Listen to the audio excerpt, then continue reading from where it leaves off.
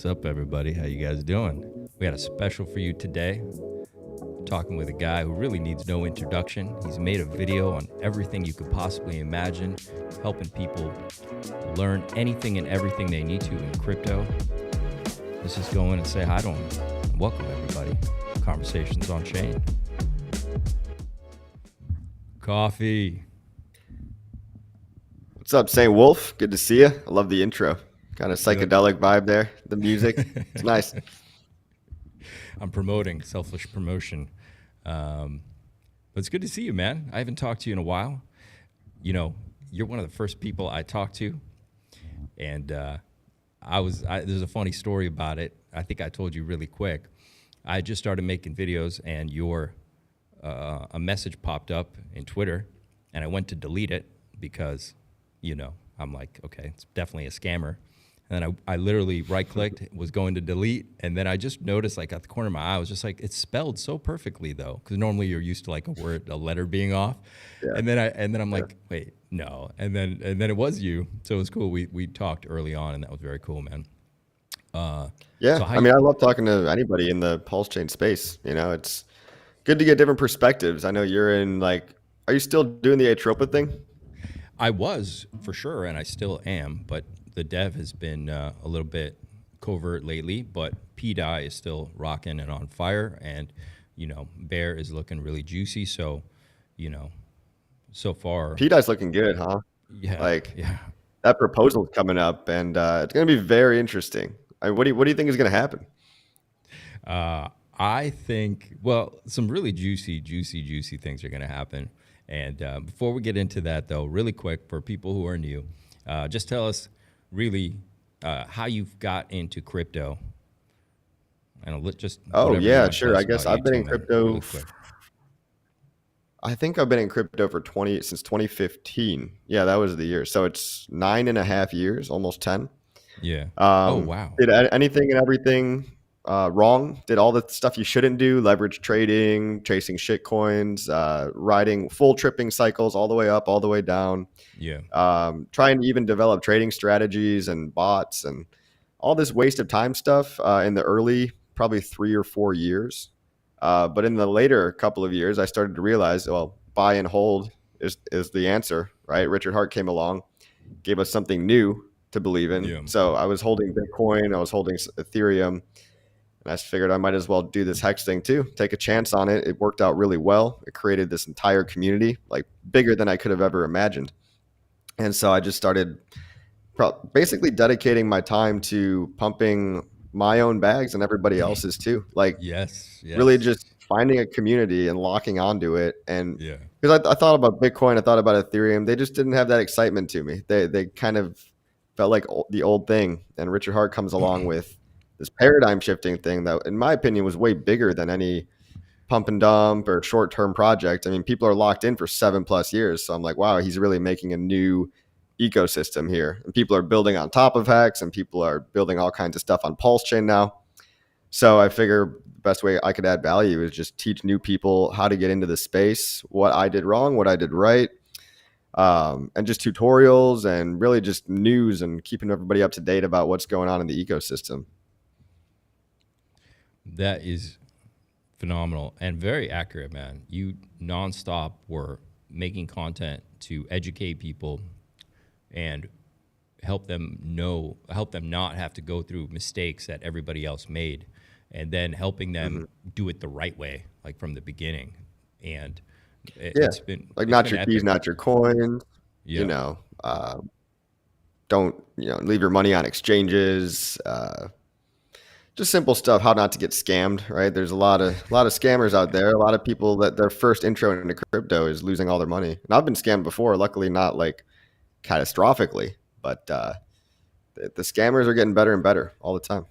It's been brutal, man. The scammers are crazy, and you can't really avoid them anyway. Even if you try to do everything right, it seems you're going to be affected a little bit at some point in crypto, and I think that's just part of the process. Mm-hmm. You ever been scammed? Yeah, man. Yeah, I've experienced. What was the worst scam you've ever been? The worst, I think. Yeah.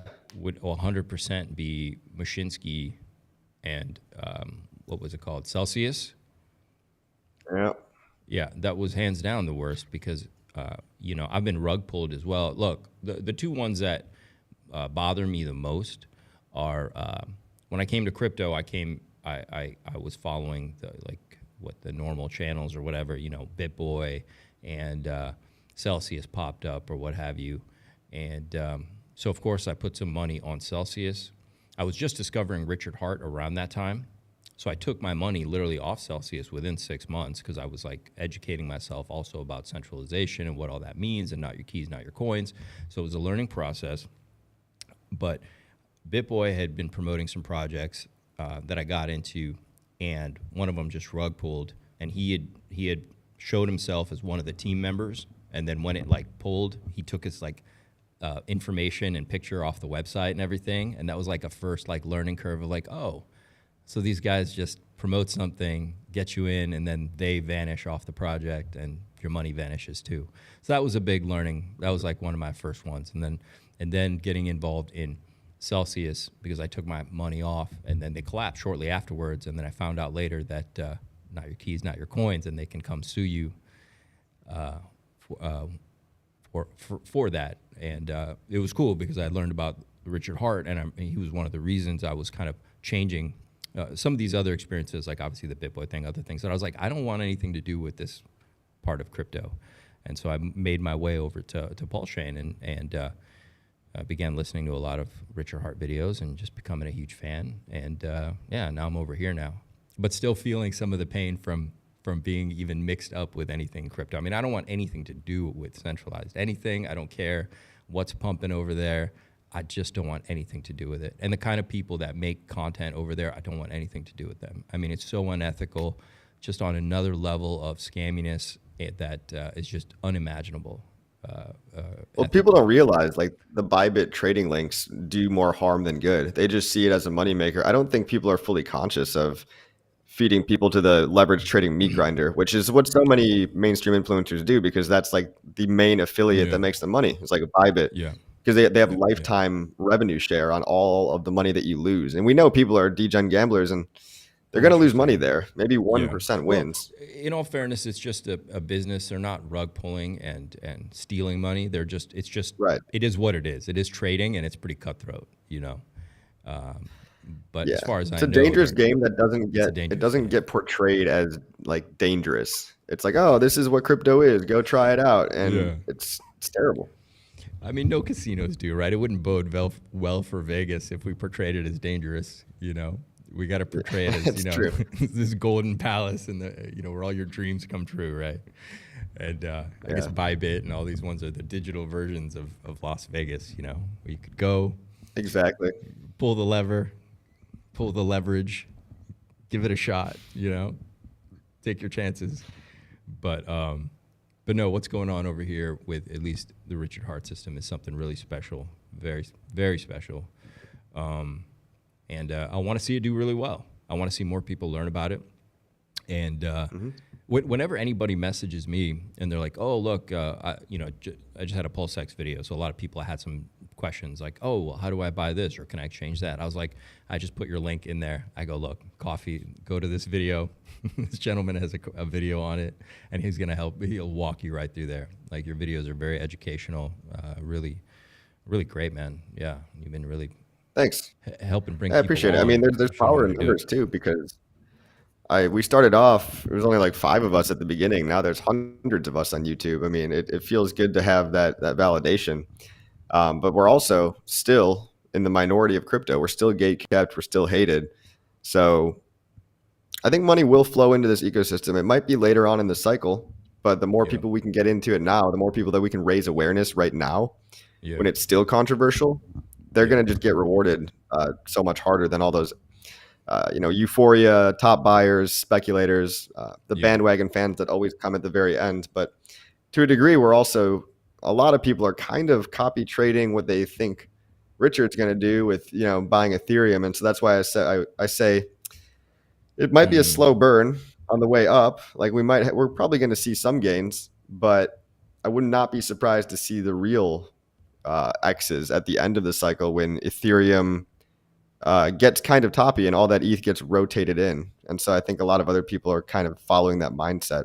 But for now, we've got HEX up, 5x in the past 2 months. So still reinvigorated life in the entire ecosystem. It's still optimistic. We've got the Trump golden timeline. We've got everything stacking up with Gensler getting fired and the SEC case getting thrown out. That's like the insider info, right? People don't even realize that the SEC case is about to be thrown. Well, it's about to be at least partially dismissed. And he's probably going to win that. And a lot of people don't know. Yeah, we've had to be patient, and a lot of the questions they have can just be solved with the answer, hey, wait till the SEC case resolves, and then we'll get some insight, because the price is going to adjust very dramatically to where it should be. You know what I mean? Right. And I'm not going to lie, dude. I sorry to interrupt, but I think waiting sucks. I mean, it does. Like long-term holding is not fun, especially if you are checking the charts every day and you're seeing like fucking peanut coin pumping. Like I see that stuff and I'm like, damn it, why didn't I throw $100 into peanut coin? Right. So everyone passes the time differently. Everyone does their own thing. Like I make a lot of tutorials, but occasionally I'll degen here and there, but really I just add to my core positions. But it's boring as hell, for a long period of time. So it's shout out to anyone that's been able to do that. I'm kind of wondering, how do you pass the time? I've thought about this exact thing. It's funny, I made a video on peanut when it happened, and I didn't take the time to, let's say, throw $100 on a peanut coin. I think part of it for me is I made a decision that I was going to. Somebody said to me once, they go like, "Look, do you want to get rich, or do you want to get rich for sure?" And I was like, "Okay, yeah, I want to get rich for sure." Okay, so sometimes you have to be a little bit patient, and I feel that I tempered myself a little bit by not chasing as much, and I probably left a lot of gains on the table by not over trading right now. But I've built positions in places that I had a lot of confidence about, whether that was PulseX, Pulse Incentive, pDAI, Teddy Bear, whatever those were, and I'm willing to wait for those to pay off. Now I'm also yield farming as well, so that was a choice I made. Got really into the yield farms, and so missing out on peanut is hard. Missing out on some of these other ones is hard.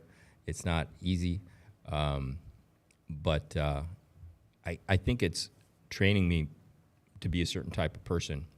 You know what I mean? Because I think the payout might be quite dramatic here, actually, by waiting, because I don't think that position Pulse, building. Yeah, I don't think Pulse is just going to do a 10, 20, or 30x or 50x. I think it's going to do in the hundreds. I think those numbers might happen 27, 28, but it's going to do something mind numbing, like quite beyond what anyone's imagining. Really, I really do believe this. Otherwise, I wouldn't just be hanging out. I do too. I'm scared to be to say how bullish I kind of am. What if this cycle really is an extended cycle in the bull side? Like, what if the Trump golden timeline is crypto friendly? Everybody moves crypto to the USA, crypto taxes. I mean, there's all these possibilities of good things that can happen, and it just feels like if any one of these things happens, if Richard if the SAC Treasury pumps the bags, if pDAI actually pegs, if the case gets dismissed, there's just all these things, and really it would only take like one of these things to really blast us off. But I think being mature, go ahead. Yeah, no, all these things are the conditions for this perfect storm for the super cycle that's coming. 100%. But like going back to what you were saying about kind of passing up on stuff, I think that's kind of a veteran mindset too, is when you see so much stuff come and go, you can't obsess over all the meme coins you missed. It is nice to get in early on them once in a while. But if you're not for me, if you're not super early or actually literally on the inside group, or a lot of these meme coins are very I'll pass on almost everything these days because you get shilled 100 coins a day. And really building a position in something you believe in, I think outpaces that over, let's say, a 4 to 5 year period. Yeah, 100%, 100%. I do think all the conditions are coming together for this massive super cycle where PulseChain is going to be a massive benefactor in that. I do foresee a hiccup because when something is so great, so amazing, and we're right there, we're going to have a little bit of a hiccup right before we go there, like a last big shakeout. You know what I mean? No one knows when that's going to be, but there'll be like a nice juicy shakeout. And then when you least expect it, things are going to go absolutely berserker. Absolutely berserker. We're going to have a weird cycle. I do think we're entering like this super cycle territory with a hiccup right before that happens. Throw people off a little bit. Well, I mean, just with the ETFs alone, these institutions just buy and they never ever sell. And everyone's like, somehow everybody's written off Ethereum as if it's never going to pump. I know. But the Ethereum ETFs have only just begun. There's like, 250 million of total inflows, whereas Bitcoin is in the billions, I believe. So just give it some time. I think Ethereum's going to 10K easily. I could see it. I could see 15, even 20. I just don't want to be that bull-tardish, but I could see it.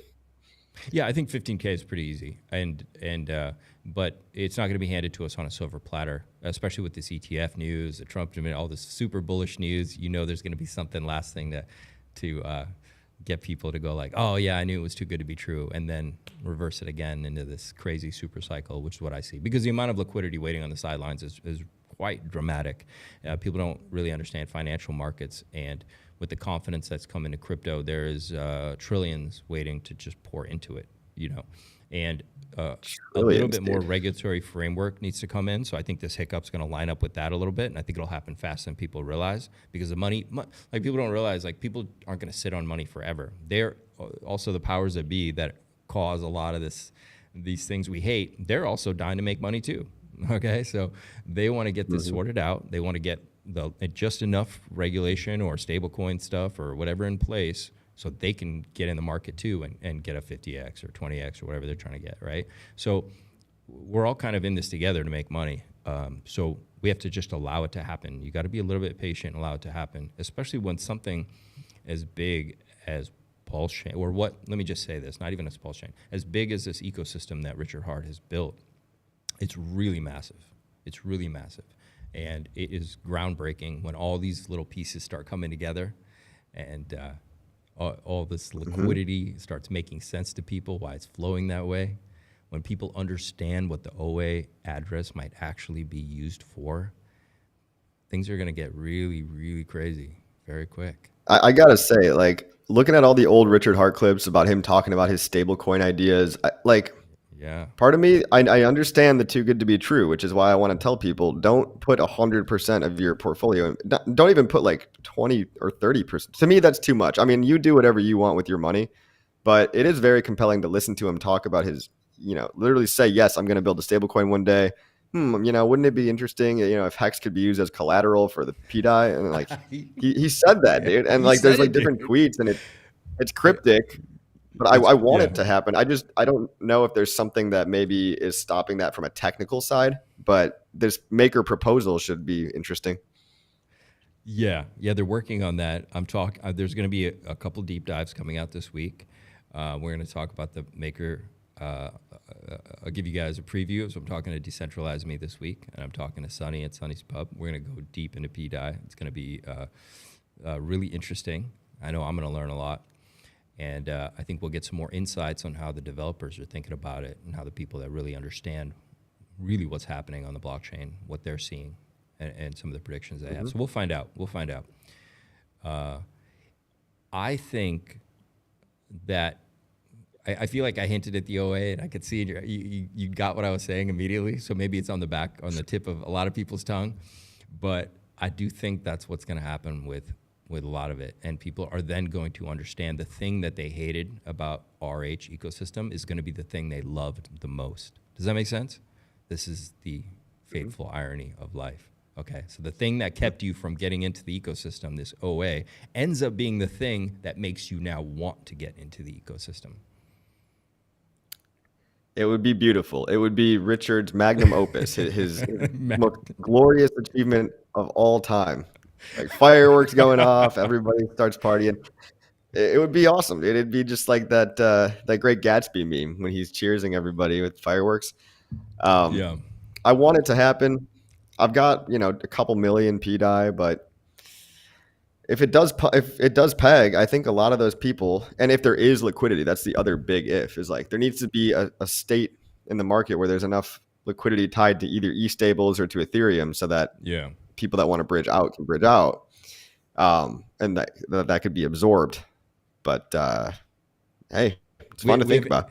We have answers to all that. I did a really cool deep dive with Sin from HEX Protocol, and we answered all these questions. But there are answers to all that, and they're actually they're easy solutions. They're very easy solutions. There's way more liquidity than we realize. To be honest, there really is.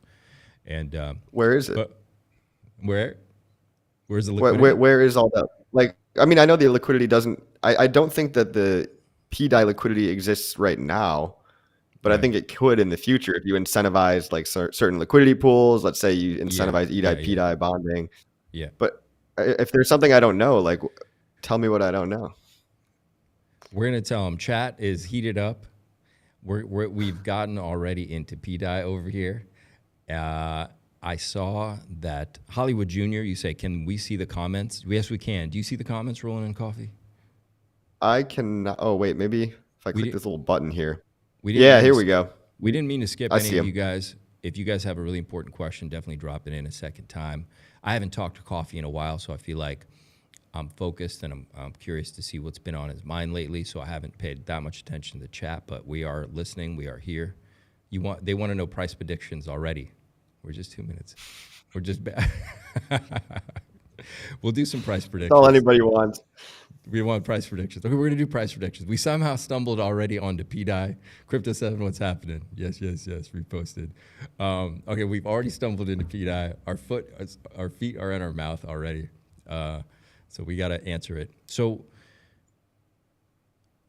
we're going to do price predictions. But so to answer that, the liquidity, exactly, first of all, like you said, there's going to be a tremendous amount of incentives made that are going to lessen sell pressure a lot more than you would realize and or make people buy back in, okay? Not to mention farms, protocols coming up that'll use pDAI. You have to understand how powerful ink is and how ink can be used to move people's what they're going to do on the chain and how they're going to use it. pDAI farms can pop up very easily. That could provide the most incentive. The price of incentive could be much, much, much, much higher than you have now.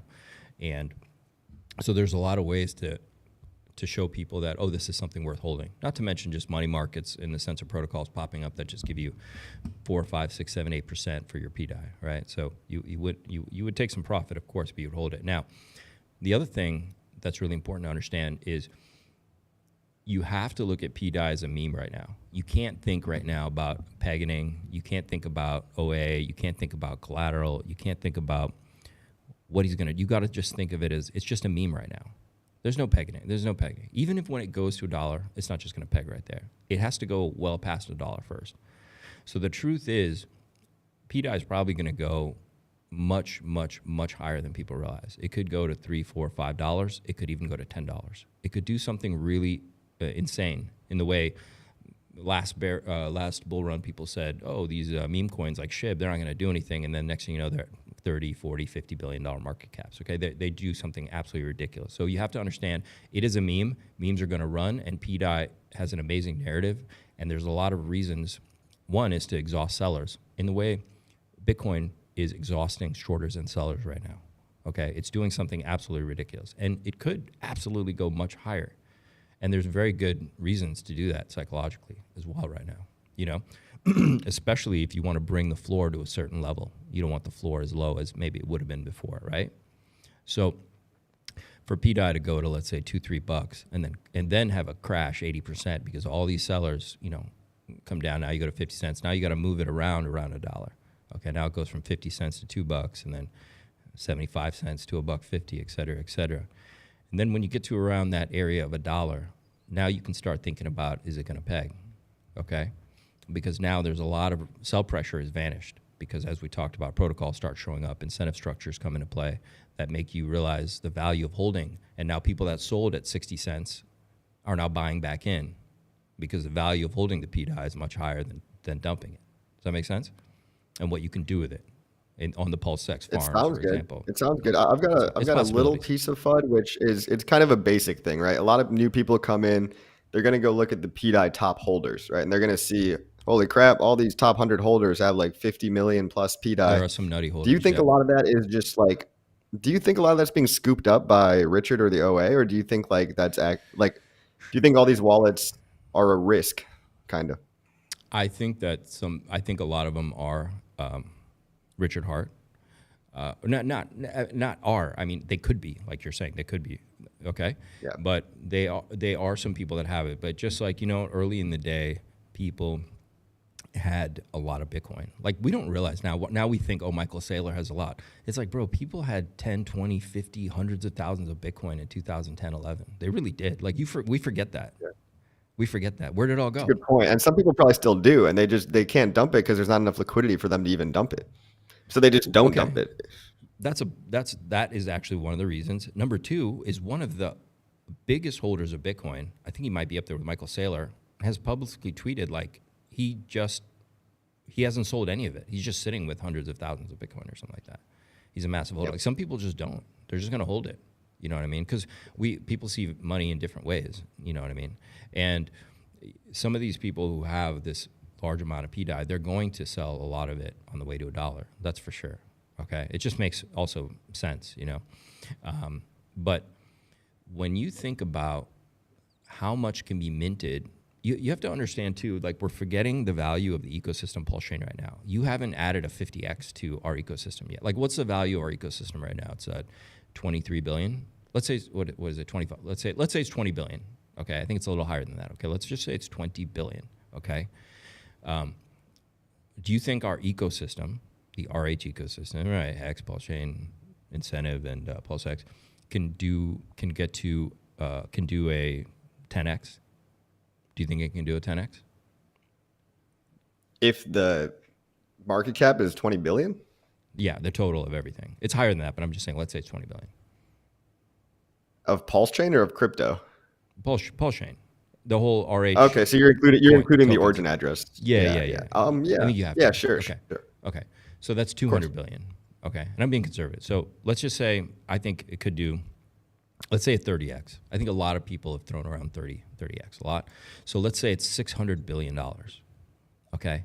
If you take a fraction of that and you were to interact with PMaker, okay, and collateralize the vault, the amount of pressure that puts on the ecosystem is tremendous. Okay, to the upside. It's really enormous. And we're being conservative by saying 10, 20, 30x. I mean, I think 50, 100x is very realistic. I think a quarter of $1 trillion market cap for this whole, everything right now is still pretty conservative. And that's a lot. That's a lot. And that OA becomes very, very powerful. Potentially. This is all speculation. But it makes sense to me. And it also flips a narrative of the thing you thought was the weak thing about his whole ecosystem becomes the strongest point of it because of what he can do with it. Yeah? So I think there's a lot of reasons why this comes into play. Okay? And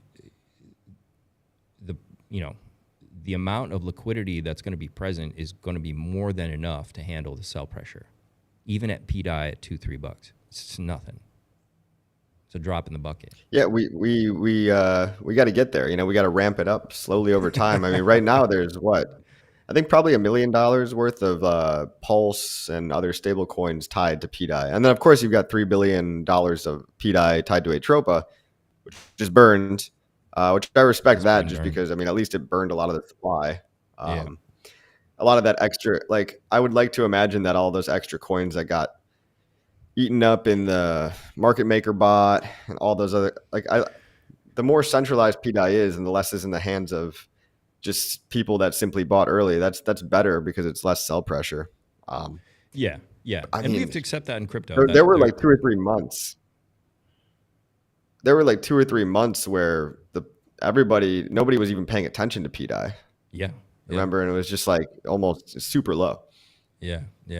I've talked to somebody who bought in the summer when it was in that, what is this thing phase, And yeah, they did good. They got a lot for that's how it is in crypto, right? Sometimes you're just rewarded for being really early sometimes, right? But they certainly saw a vision there. And it's really interesting when you talk to people there and what they were seeing, and but the truth is there's a lot of upside left. Okay. Even if it just goes to $1 as a meme coin, as a target, you've got 200x left. Okay? And so it's a big upside, much more than in Pepe or whatever else is in crypto right now. Okay. Or hawk to a girl. I think you're still better off doing pDAI than hawk to a girl. All right. Yeah, she's really milking her 15 minutes of fame, huh? I can't believe she's great. still Good around. for her. Yeah, yeah. Good for Good her. for her. Good for her. I mean, any way to make money, I appreciate that. As long as she's not on OnlyFans, at least it's respectable. She's not on OnlyFans. That's the best you can give her. I'm just jealous. She's probably making more money than me right now. She's definitely making more money than all of us. We need to get her into pDAI. Okay, chat. Crypto 7 says he's in pDAI. Right on, man. What's up, Crypto 7? Good to see everybody in the chat there. What was I going to say? It is very interesting that the Richard Hart associated wallet paused future minting on pDAI. Like he basically made he paused minting. So now all that's left is to theoretically collateralize. And I think that's good, right? It's kind of like PWBTC, the forked copy of wrapped Bitcoin. That's also can't be minted anymore of because it doesn't. Yeah. I think the minting function doesn't work on PulseChain for P wrapped Bitcoin. So like you have this scarcity now. It's scarcity, and I think the supply is chat. Correct me on this, but I think it's about 112,000 and some change. Which is amazing. So a lot of people still think, it's the copy and it has 20 million. No, it's like only 112,000. All right, which means the price of it doesn't need to go to parity with BTC. It can go much, much, much higher than the actual BTC. Okay, a lot of people forget that. Yeah, pDAI to $1, and supposedly the Heartman is the biggest holder of PWBTC, correct? In the chat, you guys can correct me if I'm wrong. Or was one of the biggest holders, and that's what got it a lot of hype in the beginning, correct? I wouldn't be surprised. I mean, again, that market maker bot that scooped up all the liquidity probably gave him the majority of all the coins that were on exchanges already. It did, probably. And then who knows? Maybe he had a bunch of wrapped Bitcoin already because we know he's a Bitcoin whale. Of OG Bitcoin. So I wouldn't be surprised if Richard had some like Ren BTC, some WBTC as well. Yeah. And Shaq O'Neal said it well. He says pDAI to $2 to $3 first. It's a meme first, and then peg mechanism will start. Yeah. And I think it's important just to think of it, and then you understand that what are the mechanics of memes right now? Well, they're going well past what anyone could imagine. Euphoria is very real. Memes are real, and just accept that it's a meme for now. And once we get up to $2-3, then we can start thinking about, okay, cool, sell pressure's getting removed, and then we can start talking about pegging. It really is the ultimate meme. Like it is the ultimate people are sleeping on this. Yeah, I mean, look, I want Solana people and base people to come over here, or I want to go over there, and I want to extract all their value, and I want to bring it into PulseChain. And pDAI is kind of just like the holy grail for meme coin chasers because it's like you could be peanut brained enough and just be like, oh, pDAI to $1, or you could be like schizo about it and be like, still pDAI to $1. Yeah, man, it's really something else. It really is, and it has all the elements needed. And people will come. People will come because it is the holy grail of crypto, and the more you think about it, the more you realize that, and a lot of people, there's a lot of contention about this, of course, that PulseChain is going to be what it's going to be with a stablecoin, and maybe eventually there's a couple stablecoins on PulseChain, but I can't imagine a man like the Heartman wanting to create an actually autonomous world, a free world, and still allowing the most fundamental component of it to be controlled by external things. It doesn't make sense. Well, we've already got liquidity forks we've got a Pulse backed stablecoin, a HEX backed stablecoin, a Pulse X backed stablecoin. So but I mean, we've already got native stablecoins. We've got a centralized CSD stablecoin. pDAI, I mean, obviously the more the merrier. So hey, if this thing works out, that's great as well. But it's an X factor. Those all have X factors though. No matter what, he's not the Fed. share on those. You know what I mean? Like he's Well, the the people Fed. are. It's just people putting up their own collateral. But yeah, like there's not the liquidity forks, as far as I know, they don't really have much. I think the conditional admin key only allows you to change like I don't know what it allows you to change, but it doesn't allow you to change anything related to opening vaults. So, Yeah. You know, USDL or whatever, LUSD, I always forget. Like that's just backed by the people's pulse chain. So it's still USDL. like it's not in control of anybody really. Yeah. I think there's going to be enough control where he's confident that it can't be undermined, and he doesn't leave. He leaves enough things up to chance to create a fair system, but he's intelligent enough to understand a hand doing some of the right moves at the right times matters. Yeah. So, well, let's see what happens. Yeah, of course. Yeah. Coffee needs a stablecoin. Tam. What's up, Tam? Yeah, shock. What the fuck, dude? Shock. I understand. You're saying I don't understand. I'm saying we have stable coins now. I want pDAI to peg. What the fuck are you talking about? I didn't say Fucking that part out loud. Relax, bro. Relax with the caps lock, shock. It's gonna be okay. Full caps on it. Chat gets heated sometimes. I just imagine him like screaming at his computer right now. Yeah, dude, pDAI. People are really emotional about pDAI, man. Wow, pDAI and. I mean, look, I want it to peg. I think there's a chance that it does peg. I'm just saying, you know, it's like I can't guarantee it. That's all I'm saying. But I want it just as bad as everyone else, guys. Do you okay, thank you, Shock. Do you really want it that bad? Okay, it's cool, Shock. We're cool now. Everything's good. What is the worst and best thing about being you, Coffee? The worst and best thing? Oh man, I don't know. I guess the fact that I'm already pretty financially free. You know, you could say I've made it. Like I don't worry about a lot. I don't have a whole lot of stress in my life. Yeah.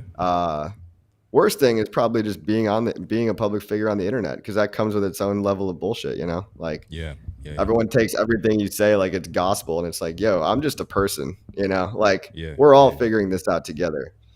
I know some things. You know, I do know that there's some things I don't know, but you know, learn from me or don't. I think that's the worst thing about anybody just being online is you just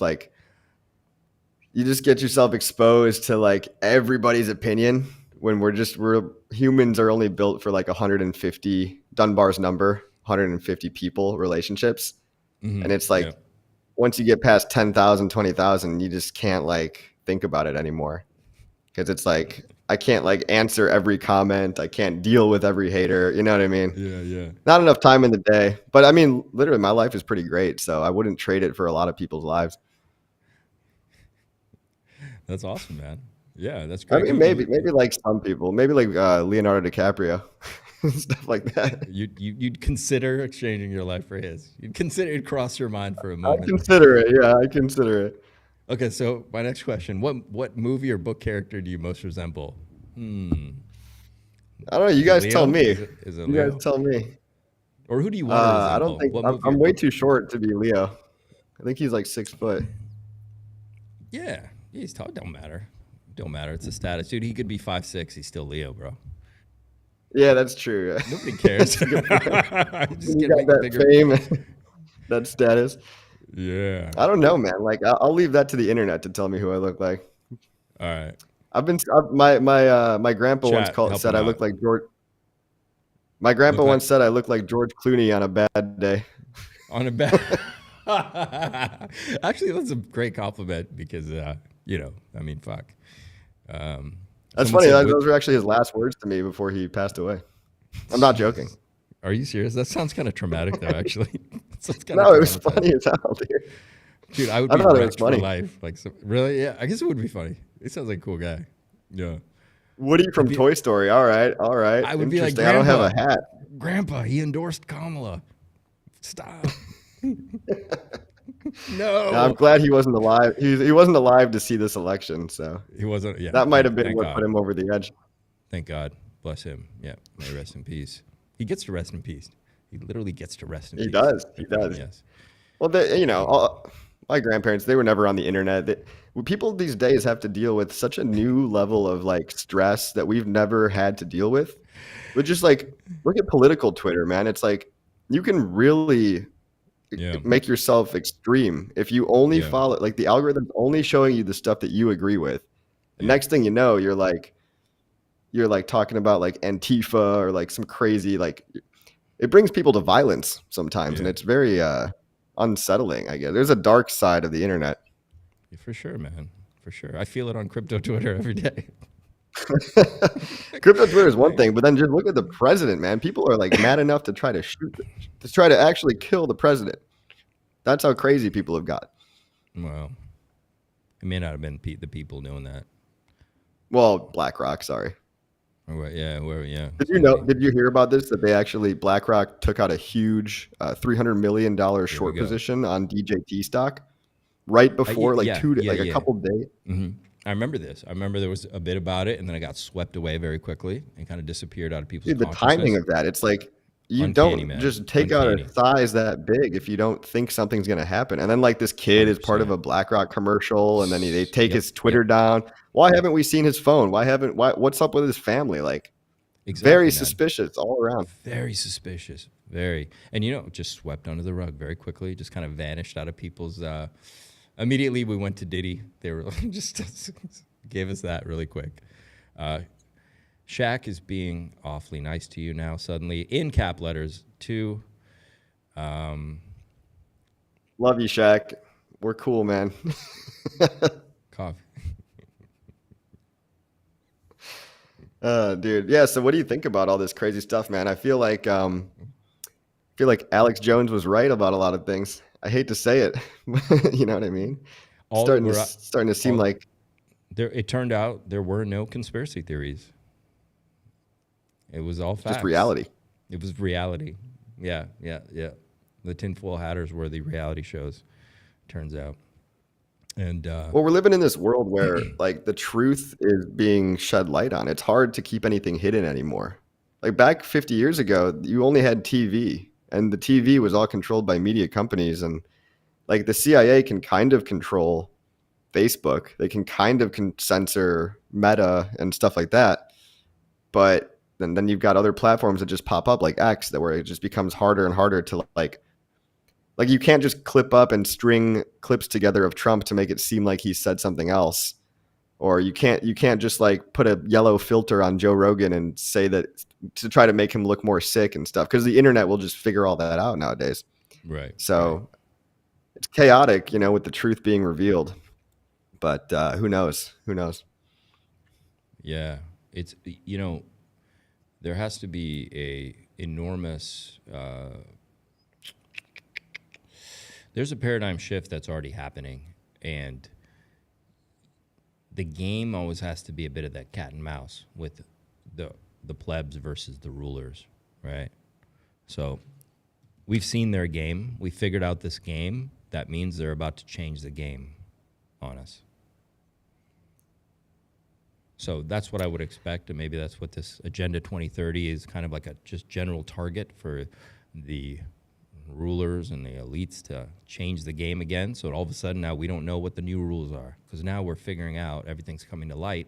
What people don't understand is the people that we're getting the light about, who we're getting visuals on, that we have optics on, are aware of that, and they're about to pull a spinaroo and a genie and a poof. Well, you could say that, but there's a more optimistic route where it's like, what if we are not now the ones in control? No. I'm saying like, yes, there's always someone in control, but like there may be like 100 or so powerful families that basically run the world, and it's kind of like maybe like a mafia, right? Like they're not always in line with each other. Sometimes the elite families fight each other, but more or less they control the media, the mainstream media, and like they've got surveillance state and everything. But it's not so much that they rule us, because there's not that much money in being ruled anymore. It really is about we're reacting to them. And that's actually beneficial as well, because they establish the incentive structures that are part of the games that they create and make us play. Okay? And we're rewarded handsomely for playing. If you play crypto well, if you play Wall Street well, if you play, I'm going to be a surgeon well, or I'm going to start a pizza store, chain of pizza shops, or delivery service, or whatever it is, then you're rewarded handsomely for that, right? They don't need to let you know they're ruling you, but they help establish the game and keep certain players playing in a certain way to keep the game going how they want it to. So they're always benefiting. But you have a chance to benefit too, right?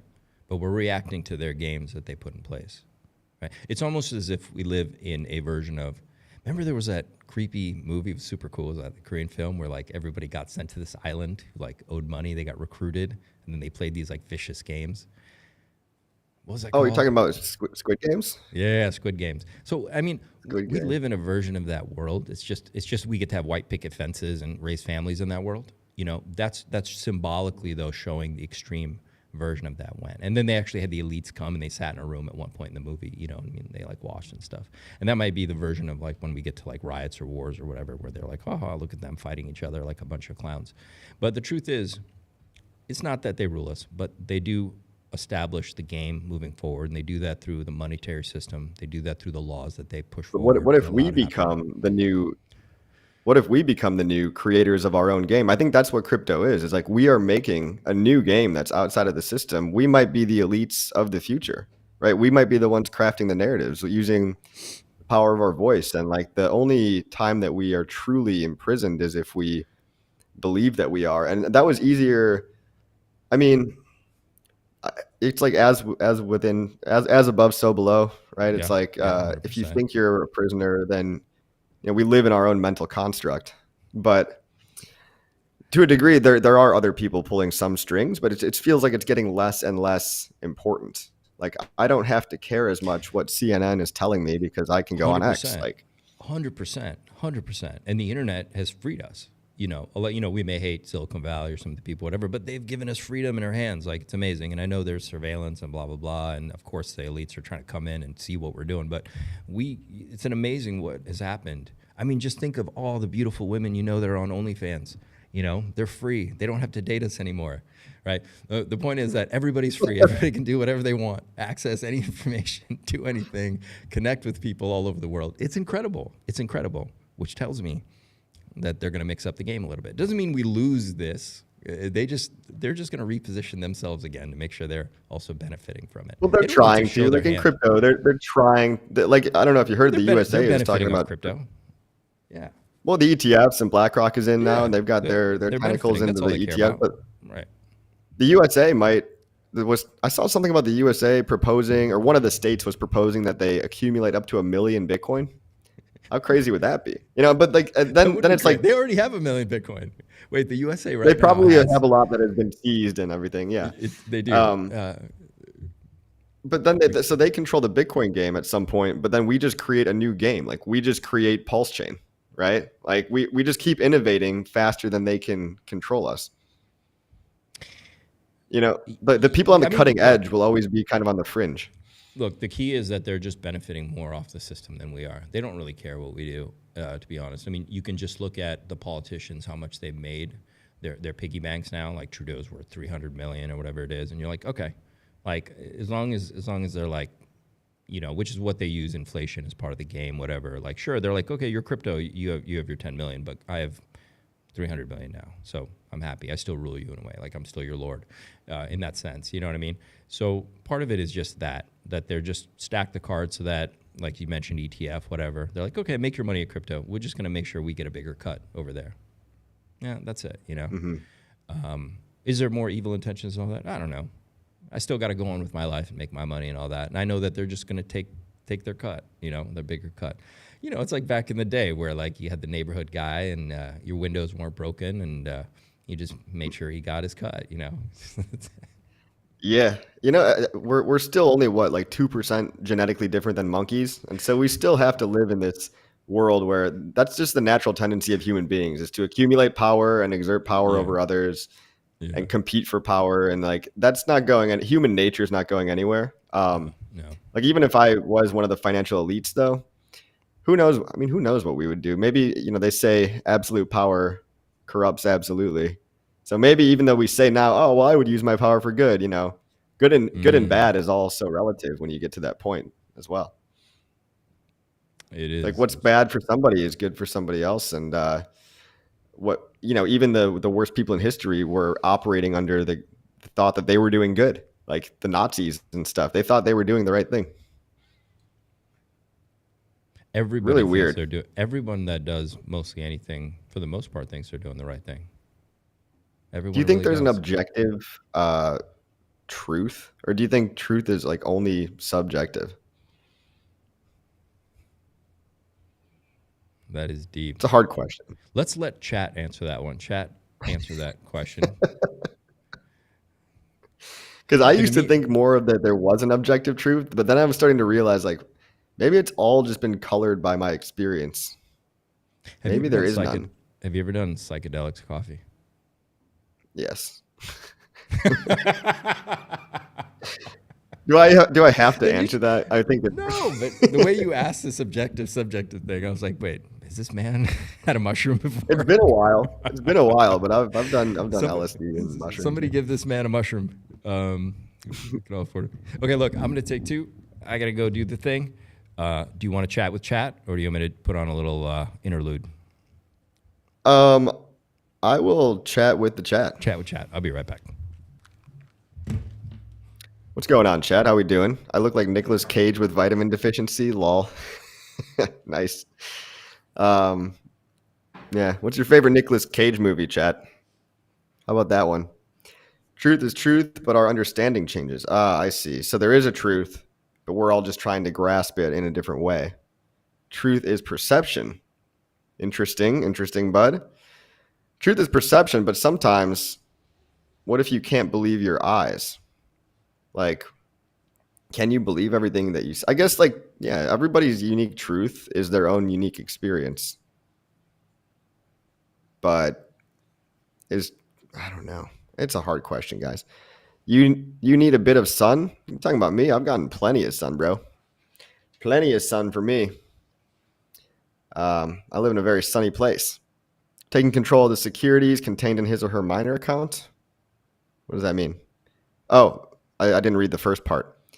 Vanilla says there is a control matrix. Minor means an individual under 18. Minor is also used to refer to an individual that has attained the age of 18 years but has not yet taken control of the securities in his or her minor account.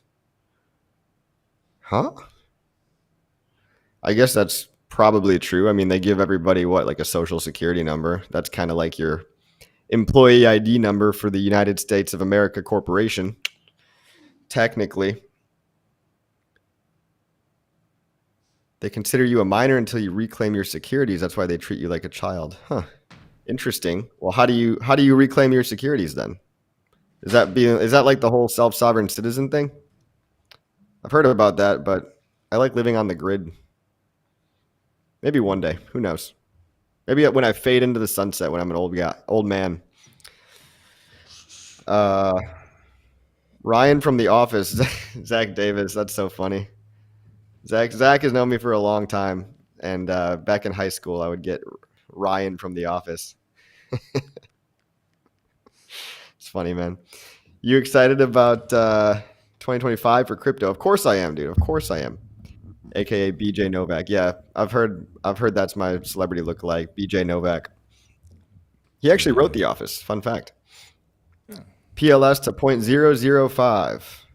I think PLS 30x sack rate sounds pretty good. So that would be 0.003. And hopefully that's a conservative guess. Hopefully. Archie says there's levels to truth. True. Value is perception, same as truth, but then they both become valid through consensus. But if the group consensus is the truth, the group consensus changes every once in a while. Like we're seeing that right now. We're literally witnessing a turning of the tides of what is the truth. Like it's so crazy because it's never been more clear that there are people out there that just see reality totally different than you. And the fact that we're connected with everybody on X and like through social media, now we're able to really put that into perspective of like, wow, this guy's world is not my world, or this girl's world is not my world. This woman thinks Trump is Hitler and he's going to take away their babies and deport anybody that's not white. And like some people believe that. And it's like in my world, I'm like, I know that not to be actually true. Right. But some people have been like hyper radicalized, brainwashed into thinking that like, I guess a lot of people have personal issues as well, and they project those personal issues onto like a boogeyman. So you asked a really interesting question, and I don't know, did chat answer it? Is reality subjective or objective? Chat, did you guys put in any? Did they give it any? They did. They did. I missed something. Chat's getting deep over here. Yeah, we're getting deep. All right, we're getting deep. Somebody ate some mushrooms. I said mushrooms, and people ran to their fridge. There is no reality. There's only a consensus reality, and this is the scary truth, and that's why your mind. You have to. There's that song. It's like, "Where is my mind?" Right, and it's a really deep song, really, because obviously it makes us think of Fight Club and all that. Because the movie is really based off what was real. You finished that movie and you went, wait, what did I just watch? What was real? Wait, was he that guy? Was that guy real? Did he exist? Obviously he didn't. He was in the guy's head. And that movie is telling you the truth about reality, because we are in a consensus medium, and what you believe matters, okay? What you believe matters a lot. And what anybody else believes may not matter. You really can create your own reality. And what does that is the amount of thoughts that are in consensus with you. And people that walk on water, so to speak, or dodge bullets, whether that's an Elon or Trump or those people that just seem to they're intelligent. No one has that much IQ. These people are just able to mobilize what they have better than someone else who might even have more, okay, computational power, is because their thoughts are in an absolute congruence at all times. Mine aren't always in full congruent, and my life reflects that. When you're absolutely in absolute congruent with every thought you have, and I'm talking about the subconscious matters here. That's how deep this has to go. This well is deep. It's not just what you think about. It's what you don't even know you think about. When that congruence happens, you walk on water, meaning you do remarkable things consistently with your life. And that could be partially related to how HEX did a 10,000x. Richard and his one-to-many platform basically communicated his version of reality so well into so many people that it took off in a way that nobody that was outside of that consciousness attractor, nobody outside of that had any idea. They were so surprised and shocked, whereas we were all, and I think a lot of people in PulseChain feel this way even more now, whether it's about HEX or about pDAI or whatever projects they're into. It's a little more chaotic of a system, but there's this underlying sense of reality of we're going to win. We're going to manifest this because there's enough collective consciousness energy pointed at this goal, even though the goal is a little bit nebulous. Like if Richard came back, I think he would focus the goal back on like his babies, like HEX, PulseChain, PulseX, but we're not out of control by any means. We've got this playground of PulseChain, and we've got these ideas of 100x, 1000x, and all the narratives are kind of shared. It's like when I meet other Hexicans, PulseChain people on the street, and I start talking to them, I feel like we are speaking the same language. And then like if I'll be out talking to a guy and then I'm with someone that's not in crypto, they're so confused by the conversation in real life that I'm having with, whoever it is, Corey Geary or whoever I'm running into. And they're just looking at us like we are. Yeah, it crosses that you could be in a cult if territory. The only difference about cults is that, they have like I think it's a real cult. It's a good cult. Yeah. It's more of a club. It's more of like it's a club. Because cults have, I guess, do cults have rituals? Yeah. Do we have rituals? I don't know. They're on the blockchain. We have them. They're on the blockchain. pDAI is ritualistic. The interaction with the vaults is a ritual. But I think what the difference is of cults is that they're exclusive, meaning a lot of cults that go the wrong route, they say you have to cut yourself off from anybody that doesn't believe, right? And we are like we're more like a religion than a cult. It is, and that can be beneficial. You have to remember BTC. What crypto started as a religion. Okay, it was actually called It wasn't called Bitcoin. It was called the cult of Satoshi early on. Oh Okay, yeah. right, and a lot of time has passed. A lot of time has passed. It's literally like it's what is it, pre YouTube or I mean, pretty much, right? Pre Instagram, pre the world that we all kind of live in now. You know, when it started, so we forget that. And so I do see this as starting as that, you know, it was a cult of HEX that began, and then it's morphing into this massive ecosystem. All these new people coming up in now. We don't even know what happened in the beginning, just like people in BTC now don't even know what the cult of Satoshi was. They don't know how it started and began as a religion, as a club. Now it's becoming more of a club, I guess. We're a big country club now, I guess. And somebody mentioned something in the live stream the other day. They said, why doesn't everybody like each other? And I don't think that's a prerequisite for a good club. You know, it can just be a club with a lot of different personalities and different places in there. The cult of Satoshi was kind of an old meme, but I think it's resurfaced every now and then. I guess we're the cult of Richard Hart, jokingly. But you know, everyone's going their own way. It's like I said, it's an open playing field for anybody to build whatever they want to do. You can make a stake. You can kind of stake out a claim of your own plot of land in the city of PulseChain, and many people have. Look at the UFO guys. They got a good little project going on. Yeah, and you know, within the club, there's also the alien stuff. It's very cool. I was drawn to that because of that early on. I have been visited by aliens before. Have you ever had? Are you okay with? Are you okay with talking about that? Because I know that's traumatic for a lot of people. Yeah, it's very traumatic, and there's also a club of flat earthers. We have a group of very flat earthers. They've also released a project Dome on shot. PulseChain. Yeah, there's that. It's a huge community and growing very fast too. So yeah, we're dynamically growing in a lot of ways. It's really amazing to see this happening. But what do you think about aliens? Are there aliens? You know, I want to believe, and I think that the government has some technology that's at least 20, 30 years ahead. But from everybody's stories that I've heard so many recounts of actual experiences, and it's hard to just deny all these when so many of them have similarities. It's hard to deny them as random hallucinations. Like I would not be surprised at this point to find out maybe they're not like from outer space. What if they're interdimensional? What if they're from the inner world, right? What if they're like a different species, like that's what that evolved in a different way that we did? And it sounds absolutely crazy to most people, but I think there's been so much more disclosure over the past couple of years that I'm so curious to hear more. Like if you have a story and you're okay sharing that, like I am incredibly curious.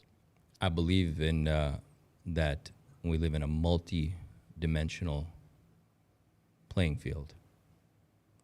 And most of what we attribute to aliens and what ancient religions were referring to, were multi-dimensional beings that are some coming to feed off us, some are coming to assist us, and some are just curious. There's all kinds of beings around here. And the truth is, if you think about aliens, we are already just in fighting each other across a border, sending robots. Okay, you already see it happening. They're drones. Okay? That's going to be the future of war. You think aliens are really flying in spaceships across multi-light years? No, they're sending their clones, their drones, or whatever they have, right? So if we're experiencing something in this physical plane, it is certainly their version of a drone or a clone that's coming. But a lot of them seem to go into the water. And so there's this theory that what if there's a lot of water underneath the crust of the earth. What do you think about the theory that they're actually from Earth, that they're actually extraterrestrial, intraterrestrial, interterrestrial or something? Yeah, I think it's very possible. I think because of the spectrum that we exist in this reality, the tools that we have, our eyes, our ears, we whittle things down to a physical to give them meaning, to try to make sense of what you're seeing. But you could be seeing phenomenon of beings that do live, in this earth, 100%, in the water, in the earth, around us, through us. on planes that we don't see, you know. And when we do experience them, we're experiencing an after effect phenomenon that's left its residual in this physical plane for us to capture. That's why it doesn't make sense to us. But you're not actually seeing the being. You're seeing its like effect on this physical plane. Does that make sense? Like it's shadow. Like if it's in the fifth dimension, you're seeing a fourth dimensional shadow. Something like that. Yeah. Make it easy. Yeah. That's what Have you you might be seeing. seen crafts or beings or what? I'm pretty sure I saw a UFO once, but it was just an orange glowing orb far off in the distance. I have 100% experienced them. 100%. And I don't think I'm comfortable going into it on this stream per se, and like details, but I'm absolutely convinced, and I know they're there, and I do. Someone in the chat says they've seen one. Yeah, and the way you carry your karma is going to determine whether you're seeing them, perceiving them as demons or angels. You know, and I feel that I'm surrounded by angels. I do. You know, and if you move your karma in a certain way, they'll come to you as demons in a way, just to make it really simple, to make it really, you know, black and white, you know. But we obviously, there's a very big gray spectrum there we'd have to dive into. Somebody said something, there was a mic issue. Sorry, I'm kind of catching these really quick. Was there a mic issue? Is one of the mics having trouble, guys? You guys need to let us know. Whose microphone? My microphone? All in on 7G? Is it mine? Anyone find who's his? It's got to be specific. He might be talking about the interdimensional beings that are in this stream with us right now. Somebody's picking up something. So, well, you know, Puerto Rico is kind of a hot spot for that kind of activity as well. There's a military base here in the southwest side. Yeah, I have yet to see anything, but I want to go there. Really? Yeah, there's this military base that's like in the southwest that I want to like drive to and just like observe. Really? Okay, far out. Mm-hmm. Yeah, they're probably doing something. And once again, it's that karma thing that attracts certain beings and presences, you know, depending on what they're up to. Because different beings feed off different things, different wavelengths. Look, if you got to think, you got to break things down to frequency. I mean, to make it, you know, to just, Tesla understood this, right? Frequency. What do you eat? Like, I had eggs in the morning, okay? What does a plant eat? Well, a plant doesn't eat light. It's consuming a wavelength, a spectrum of frequency, right? And when you consume food, you're consuming a frequency, a spectrum. It's just in the physical. You call it chicken, you know? So, but the plant doesn't go, I'm eating the light. It's its food, man.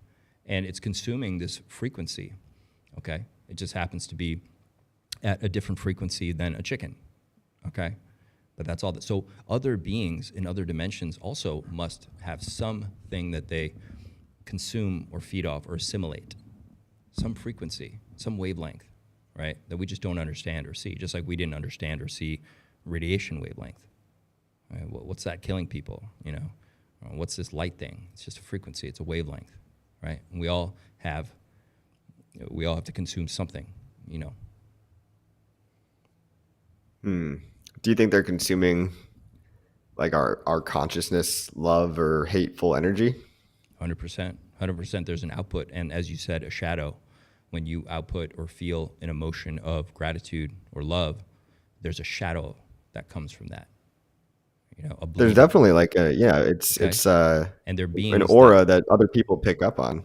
Right, and that's what I meant by in the black and white sense. I meant you are either surrounded by demons or or angels in a way, right? They're coming. Certain things are coming to feed off it, and you can feel it when you've been around. If you've ever been around a dark person or someone in a certain state, or when you've been in a certain mood, and then you've noticed when you go out into the world to run an errand, you just seem to attract some issues. You have a bad day or whatever.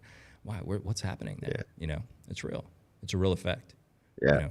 You can feel. Oh yeah, I mean, going from living in a big city to living in the tropics, not around a whole lot of like maybe EMF frequencies or getting more sunlight or I've been like drinking higher quality water, and all this stuff literally seems to have an effect of me having more positive outcomes just when I go out in the world.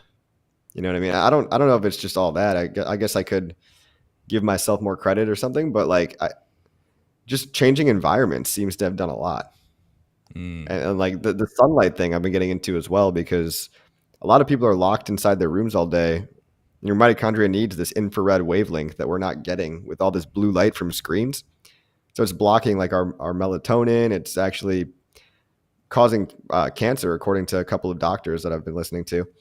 And it's kind of like the quiet killer, where 30 years from now, we're going to look back and be like, it'll almost be like how people used to think cigarettes were good for you.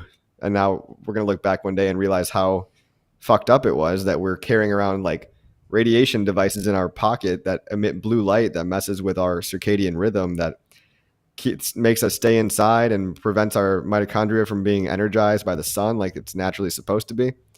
And just simple things like grounding and sunlight. I think they've changed my, just almost like my luck in life, like my outcomes. 100%, 100%. But it's not luck, right? Like, I don't know. No, you got to remember that you are responsible for this at the end of the day. I live in a place, I've come from Southern California. I live in a place where there's limited sunlight now, and I have to generate that myself, and I've become more aware of my thoughts and what I allow myself to think about. Actions, thoughts precede everything, even your emotions, and then action comes after that. The physical reality is an after effect of us already. It is the shadow that we cast. All right. So, your thoughts matter a lot, and your thoughts are going to help determine your feelings. You know what I mean? And you guys, chat, if you guys are enjoying this, smash that like button right now. Hope you guys are enjoying the stream. Let's see. We've got smart people talking in the chat about light. I can't give you the exact science. I've been listening to this guy, Dr. Jack Kruse, retired brain surgeon, talking about stuff like, what was that? It's the wolf call. I've never heard that. Do you do that often? What? Le silence est un luxe rare. What the hell? What does that mean? That meant silence. So you continue. You're talking about a surgeon? Oh, I forgot. Yeah. He's just saying basically that, basically how bad it is to not get sunlight and not get grounding, not get the right water, all this stuff. Yeah, I think toxemia and parasites are every disease. Unlearn everything you've been taught. I've heard people going down the parasite rabbit hole. I'm sure I've got some. Yeah, I think you can overpower all that with your mind. I think it matters mostly what you think about and how you generate your karma. Without a doubt, I wouldn't obsess too much about the right water and the right this and that. It is important. You want to clean up your environment as much as possible. You are a biological being, so you want to operate in the best environment you can. But I wouldn't get too caught up in that. People have done great things who have never considered it at all. Some of the people, high-functioning people we see right now in the U.S. that are creating amazing things, eat McDonald's probably sometimes. Okay. Yeah. Okay. That's true. That's true. I don't think the muskie is obsessed with his diet that much. He doesn't work out, probably doesn't do cold dips, whatever. He's doing great. So, you got to just be in absolute alignment. Yes. That's well said. I think a lot of people, like myself included, we get obsessed with like, oh, what's the best supplement to take? And after a while, you're just like, it's not about external. It's about your internal self-worth, self-efficacy, kind of like just belief in yourself that if you apply your attention to this range of possibilities that you're going to get that outcome. Because like myself included, but a lot of people, they don't, like I used to not believe that I had the potential to like do certain things. And more it's just like a limiting belief, right? Like a self-limiting thing. Yeah, 100%. 100%. Do you prefer... You speak French? Oui. Je parle français. Half my family's in Quebec, so I learned French when I was a kid, though I never used it because I never lived there. Le silence est un luxe rare. So yeah, so like most of my family speaks French. But yeah, I never got to live in a French-speaking place, so it hasn't quite served me well. Do you prefer pancakes or waffles? Finally, Coffee. the important question. Yeah. Your name is coffee, so one of those. I'm gonna go waffles because they hold the syrup in this nice little grid pattern. You know, it's like a nice container for the butter and the syrup. Good man. Good man. Yes. Yeah. You? Yeah. Waffles, man. Waffles are the only one. They're the only of the two that are safe to bring into the bedroom. We got to move on. Guys. Coffee, how do you relax after a hard day at work? Man, I relax so much all the time. I do like 2 or 3 hours of work, and then I go chill for like 1 or 2 hours. Then I do a little more. So it doesn't really feel like, I think 3 hours is a good streak of time to do like flow state work of just like, I don't know, making a video or making some shorts or whatever. Writing, I do, doing some writing and stuff. But I think I don't have like an 8-hour work day. I'll do like little sprints, and then I'll just like go walk on the beach because I'm lucky enough to live by a beach, or just go get some food or go work out a little bit. And all these things to me they're like things that I don't have to, it's like things that I get to do. It's not like, oh, now I have to go work out. It's like, oh no, this is like an actual, it's even more, it's just like another release, Yeah.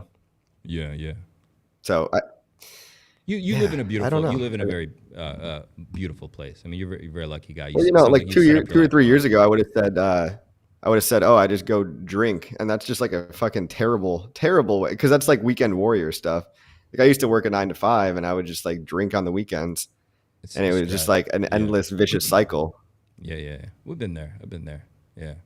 But you like your life now. That's probably why you don't do it. You like have a lot of cool stuff to do. And I don't know.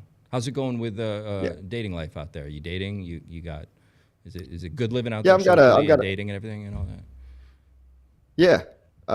Been dating, and there's a lot of beautiful Puerto Rican women that and I don't speak Spanish good enough, but it's a motivating factor. Although I have been seeing somebody in particular, so I think it's tempting. It's tempting, but I don't know. We'll see if the current lady is the one, but time will tell. She might be the one. Does she speak English? Yes, very much. I recommend, it's better if they don't, but it's okay, Why? So they can't understand you? what do you? Okay, well, what do I? So you can talk a lot of shit. Some things can be, dude, man. Like, oh my god, when they don't speak English, like some things are just better, bro. They're just better. I think you're right. It's more of that body language. It's more like you key in. I noticed the eye contact is a lot stronger, and some of the experiences I've had. Yeah, like wow, it's better. I prefer if we don't share the same language. It just makes for a better relationship. That's really cool. Fuck. Now I'm second guessing my life choices, man. So, well, no, look, if you got a good one, don't. She's great. She's amazing, okay. And I hope she's not watching this. Nah, she's not watching. She's not watching. Does she? Do you tell girls what you do when you're dating or with your girlfriend? Does she know what you do? Usually not for a while. Like usually I'll just be more a little vague at first, and after a while I'll say yeah. Because you don't want someone to like get in for the wrong reason and stuff. Shaq, I'm coming to Switzerland. All right, we're coming. French girls, Swiss girls. Everybody's talking about what girls are better. I'm sure they're both beautiful. Swiss girls are a little tall, but if they're willing to, are they tall? They're willing to go down. Yeah. Bring waffles to the bedroom. Lol. I don't know. That sounds sticky. Sounds a little sticky for me.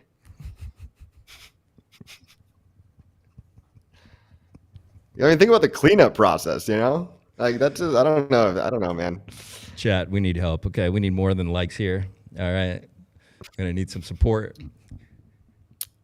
Look, I've done the whole whipped cream kinky thing, and I didn't really love it because it's just sticky and gross, and then you feel like you got to go take a shower.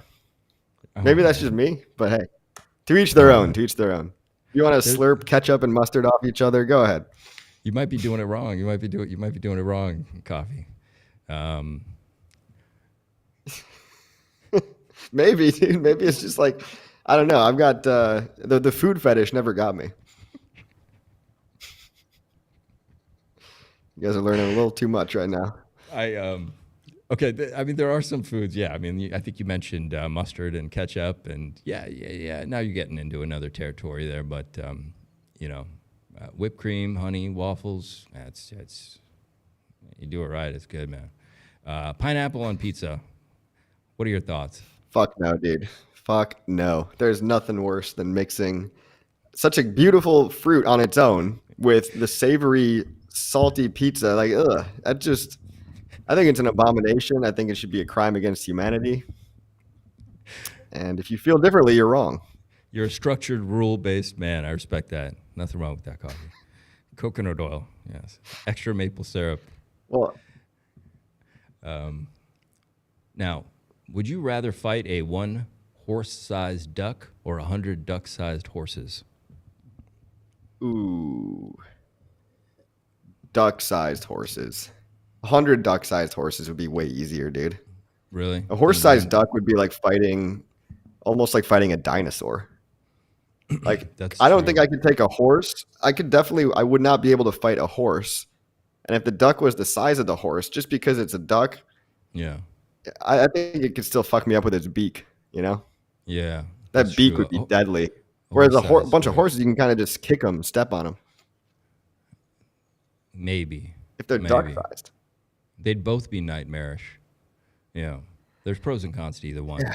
Yeah, if you take a couple of kicks from those mini little horses, it'd probably fuck you up after a while. The Aussies are in the chat. Archie, no one's bringing Marmite in the bedroom, bro. That's how you lose a girl. Or I don't know. Archie an Aussie? What's happening down under? Are you guys bringing Marmite in the bedroom? Is that how you pronounce it? I think they need to be stopped. They eat that in Quebec too, I think. Let's see, what do we got? I've had it. I've spent 4 months in Sydney back in the day. Someone said clip Coffee. They're gonna post that you abuse horses. I'd fuck those horses up, dude. He's gonna mess him up, bro. Oh, wait, what were you saying? You've had Marmite? You like it? Is it good? I think I've smelled it. I didn't. It's kind of like salty. It's kind of like it's a weird taste, but it's not terrible. Yeah, it's weird and salty. All right. Yeah. Whose advice do you follow, Coffee? Like, who do you kind of like get good? Who do you fill your mind with? Is there people you watch or follow that you find really inspiring? Well, there's different people for different things, I would say. Richard Hart was my crypto mentor. The Hart man, He's got a lot of good stuff to say about other areas of life as well, but you got to get a variety of opinions, and I'll just kind of rotate. I really don't have like any single person that's like currently an idol. I guess Richard would be the closest because he spurred everything I'm currently doing now, but we haven't talked in years and or whatever, a long time, and like he's just MIA, so it's not like, at this point I'm kind of just like I'm kind of making my own calls based on a variety of opinions. It's not necessarily one. Like, I don't have any like big heroes or idols. It's just I think there's something to learn from everybody, and I should try to listen to smart people that are smarter than myself. But just like, what about you? Me? Jesus. I'm just kidding. Easy. Cop out. Of course. No, I think I go within a lot. I do. Let's see. Is there somebody I follow? I think for markets, I like Camel Finance. I like him a lot. He's good. Esoteric. I just go within a lot. There's no one I really gather a lot, though I have read a ton of stuff. I've read a ton of stuff over the year. I don't know who I listen to lately. Oh, for crypto stuff, I think Arthur Hayes has got some good macro takes. I think listen to Arthur Hayes. Raoul Paul just put out a really great podcast about about just life philosophy of investing, how the game is basically changed. Okay. Basically, like the American dream is different now, and talking about why. It's very interesting. Yeah. For a moment, it was a joke. If you like the esoteric stuff, do you like Waters Above? Waters Above is cool. Yeah. Sometimes I'll tune in and listen to some of that. And I'm streaming with him on Monday. Really? I'm gonna check that out, man. That's cool. You streamed with him before, though, haven't you? Yeah, like three or four times now. Okay. Yeah, I think I've called one of those. Yeah. No, he's cool. And the work is really interesting. I talked with a gentleman recently who doesn't exactly do what Waters Above does, but his name is Stephen Burns. He does a lot of solar stuff and how that affects us. He tracks a lot of kind of celestial weather and what have you. I really enjoy the numerology that Waters Above does. And it's really interesting how some of the stuff actually does play out really on key and on point. You know, this year he's been talking a lot about, was it the 49ers and the number 49 and its connection. And 100%, I think that stuff comes into play. Now, not everything's exact and perfect, but there's definitely something to learn from there and being aware about, you know, for sure. The moon cycles are something I've never used to pay attention to, and now I do. Yeah, celestial cycles. Archie corrected me too. He said Vegemite is Aussie. Oh, okay, Marmite. That's right. I mixed up the two, so I apologize to all the Vegemite and Marmite lovers out there. Guys, we're going to talk now about Vegemite's just a brand. I don't know if it's a brand or it's what they call like the thing. Money Gang just showed up. What's happening, Money Gang? Kingsway, what's happening? Hexy Gains can't wait till Monday. Yeah, that should be a cool stream. Let's see what they talk about on Monday. Fun night last night in St. World. It got heated. Last night there was Money Gang was there, and there was somebody else there, and we were looking at charts, and they began debating very heatedly about 9-inch and some other protocols that somebody was claiming that were scamming people and what have you. So it was very interesting. Got very heated there. So we're going to talk about people were asking, and chat, we're not ignoring you. We just continued on the threads, but people were asking, I believe, about PulseX. Somebody put it back in. I don't remember where it was now. You guys were asking a couple times the same thing about PulseX something. Junior says, which coin should I buy more of, PulseX or HEX? Yeah, if somebody asks you that, which they are, which one, how do you guide them? Should they buy PulseX or HEX? Both, man. PulseX could explode at any time. Just go half and half. That's easy. Both. Yeah.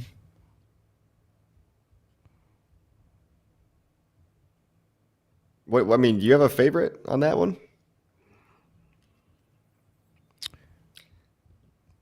I think that I think they're both really strong. I don't think I could pick a favorite, but we can go look at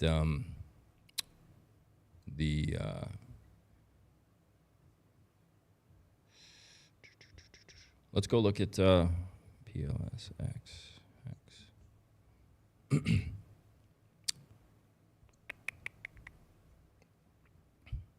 I haven't looked at this in a while, so let's see what's going on. So, to answer your question, I would say I would probably say that PulseX might be your short-term buy. HEX was the place to be recently. We're going to go look right now really quick at that PulseX chart, and you can see how it's gaining a lot of strength now, and it looks to me like it's poised to do some other major bumps up here. Okay. So if you want to position yourself right now, maybe PulseX might be the one if you were like just going to pick one right now. We're keeping an eye out for this inverse head and shoulders that's been playing out for a long time. We've been watching this for a while in our live streams, and it is, I mean, I drew this a long time ago. It's playing out to a T, and we're going to come up here and touch this. Once we touch this, we're on a rocket ship up, and you'll see the ratio. HEX will be left behind temporarily. So if you're ratio trading, maybe right now you'd want to be in PulseX. The other interesting thing to me that I look at when I see the PulseX chart is this to Pulse. And I do believe that, crypto moves like this, and like this, and like this. And when you look at this PulseX to Pulse ratio, it's really amazing. And I think we're starting to see that buy and burn really do something crazy, because I believe it's like 33 million have been burned. And I know Coffee, you made a lot of videos on PulseX, but I think we're at 33 million have been burned, which is insane value-wise, right? So this is only going to get stronger as volume increases, which dramatically it will, because we're at still, we barely moved. So you can imagine how vertical this could go for PulseX as that buy and burn just gets really nasty. All right. So this could be, by the way, I don't know where this is going to be. Okay. I'm just putting it here to like visually show. I don't know when this happens. Right now we're moving up this beautifully. We can move up this for a long time, but I think at some point this goes vertical against Pulse. So PulseX might do something crazy for sure. So this is really beautiful.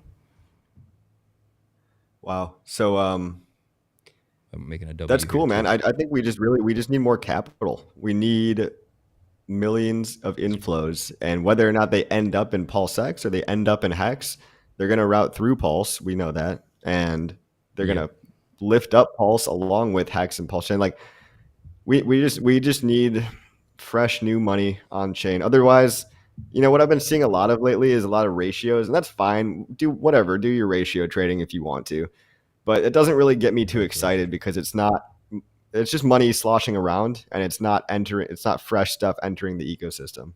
No. So the ratio trading, that's all it is. People that want to build up their position, their bag size right now. I get that. Access talks a lot about that, right? Right now is your time to stack sats, just build up that bag. Ratio trading could be a way to do that, but once again, it's very risky too. I think for most people, it's just buy and hold. But if you see some of these, they look juicy and you want to take your chance, worst case scenario, you're still stuck with the token you want. So go back to that HEX. Go back to... Someone's in the chat asking me about my percentage breakdown of everything. Let me go check on that. Oh, it's Money Gang. What's up, dude?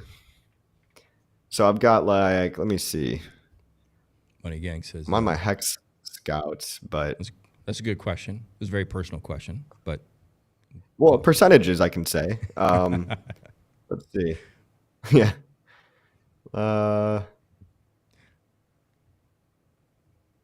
Wait, HEX Scout isn't showing me percentages. How do I flip it to percentage?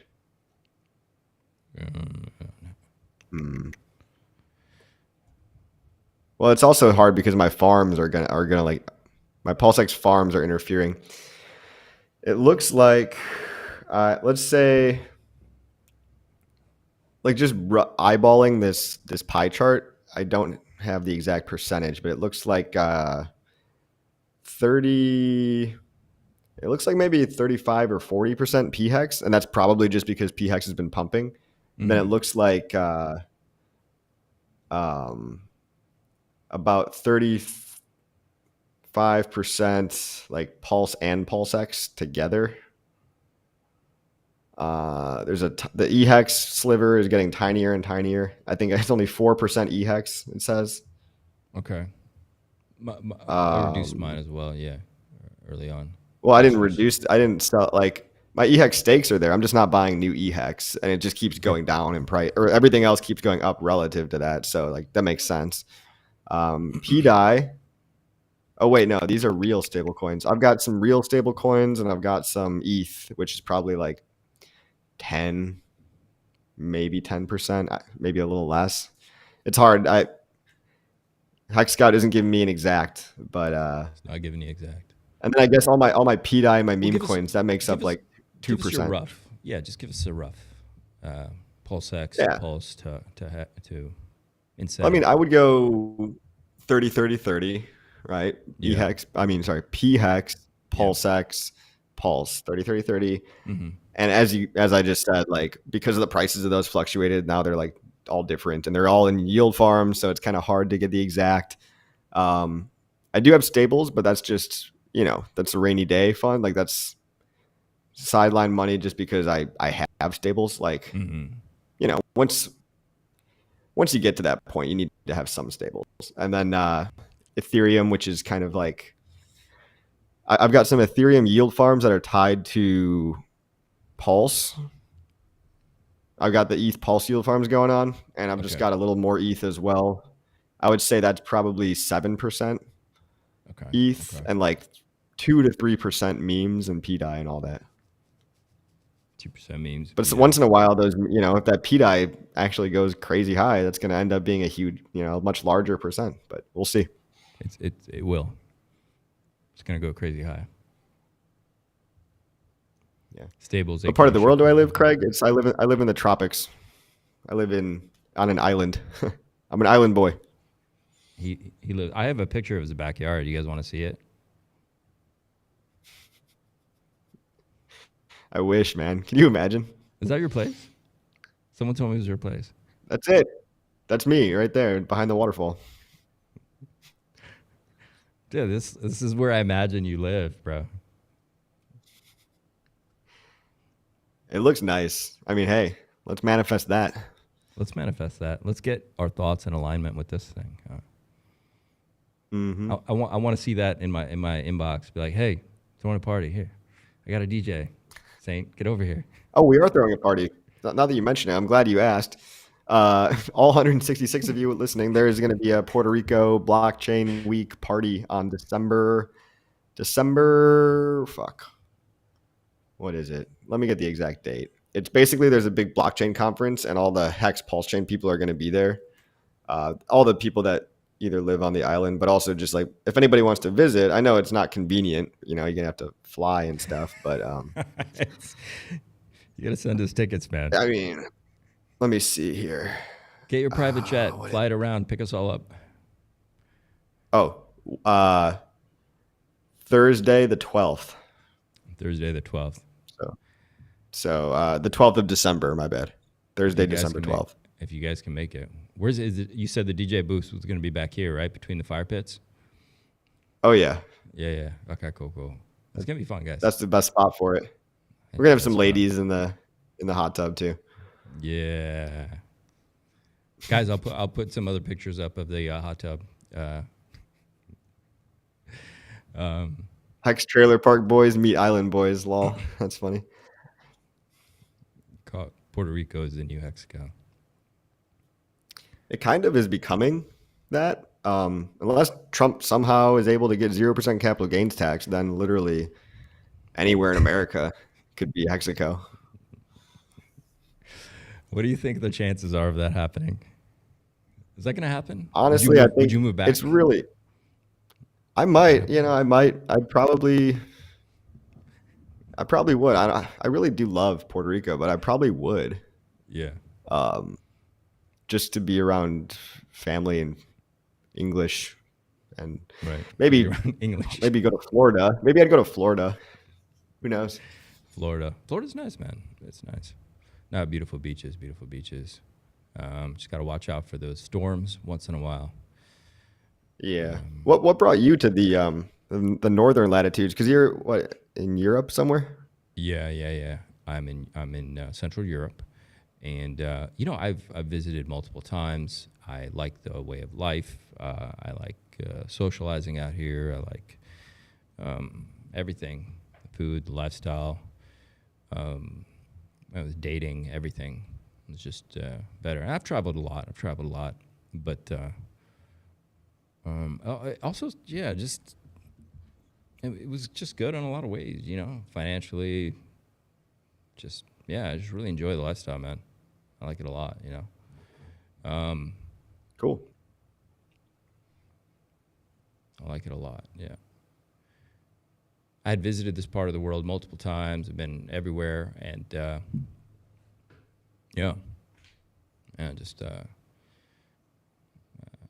I've also, I like Latin America too. I lived in Brazil for a little bit and had a great time, but there's other concerns down there. You know, got some crazy stories That's that true. happened to me in Brazil. I lost a friend down there. It can be violent, man. It can be. I've definitely experienced some stuff down there. Yeah, and it kind of changed the way I look at that part of the world because yeah, it's just different. And I was like, look, I'm doing this thing, and I want to build a life. I want to make sure I'm not looking over my shoulders, safe, you know, and yeah. It's like I left like a month or two out. My best friend was stabbed to death and we were in Panama, not Panama, in Paraná, in Curitiba, Brazil. And I spent most of my time in southern Brazil. I've been in North Brazil too, but even though I was in what would be like one of the safest cities. And I've definitely been in situations too that when I look back, I'm like, I was on the verge of getting jumped. And yeah. Jesus Christ, dude. Yeah. That is, I'm sorry to hear, man. Like that's, Richard Hart had like a similar Panama thing.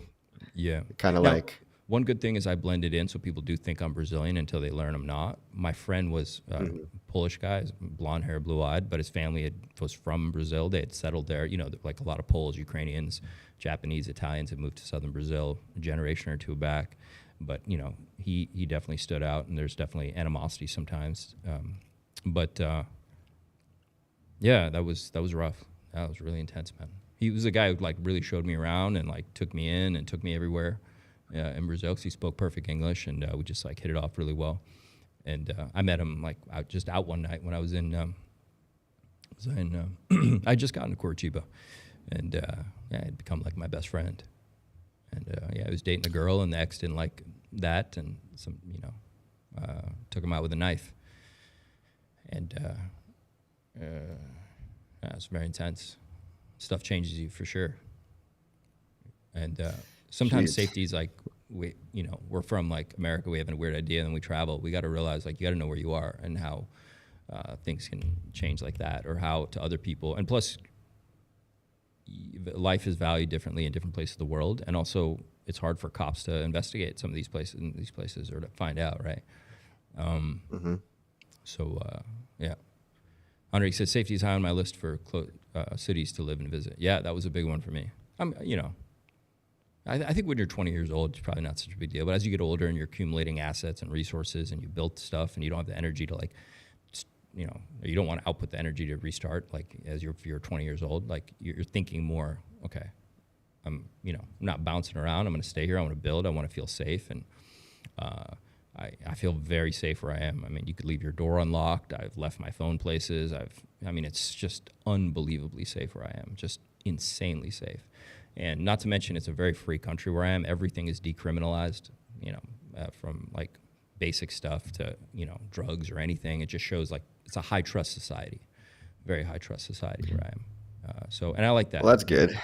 Yeah, I feel better, especially after what I went through and stuff really hitting you. And I was really naive up to that point about like safety and then it really hits you like, oh shit, that could have been me. I could have been hanging out with him that night. I saw him on Sunday night. He was taken out Monday the next day, and I was hanging out with him in that neighborhood he was taken out in on Sunday. So yeah, my God, if I was with him, who knows, like maybe I would have been taken out, right? Like I don't stand a chance against a group of locals, like come to Switzerland. Yeah. Switzerland's very safe too. City of God is a great film, but yeah, so every place has its positives and negatives. I had a great time down there. Nothing but love for the people. Amazing people. Bright, positive, great vibes. Right. But yeah, there's certain realities you got to be aware of. Absolutely. You got to know. Now I don't shake hands. Well, coming from the city of Chicago as well, it's like some cities in America are relatively dangerous depending where you go. You gotta be careful in any. I've had some hairy run-ins in LA, dude. And SoCal, yeah, man.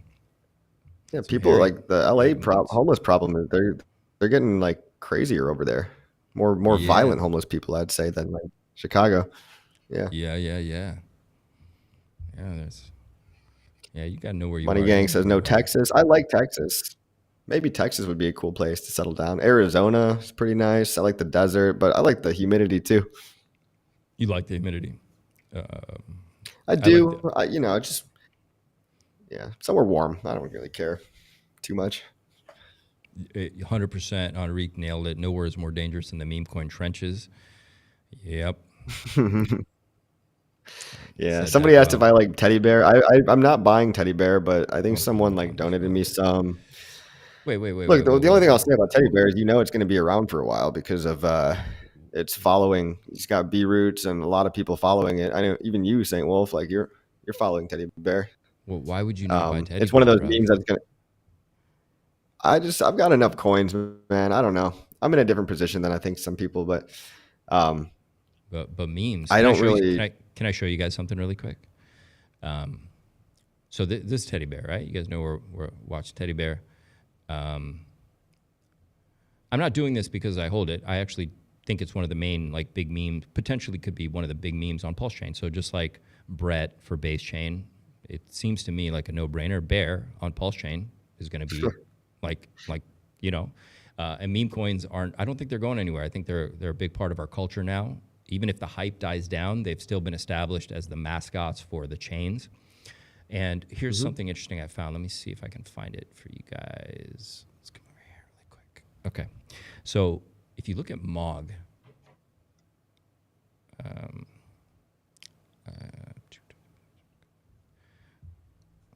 we actually discovered this last night by accident. I was charting and then it clicked. I think I have one that I worked on. Let me see. Wait.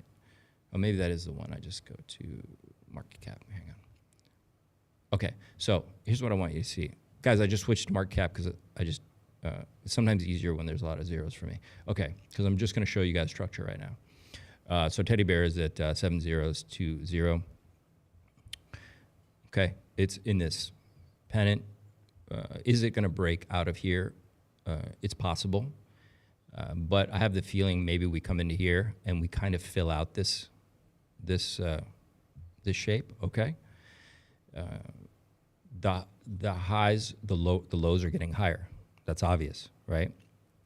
What's going to happen? What could happen? This is speculation. Obviously, the ideal move might be, we come up, we set, click, and we go. Okay, that might be what we want to see happen. Okay, but what could happen is we fill out this range. Everyone thinks about to break. It doesn't. Comes down. People get bored. People think, oh, we're not making a higher high like we have here. So people are going to G, right? And then what happens, it turns out that other memes do something similar. Now, it's at a $20 million market cap right now, okay? I'm going to show you why.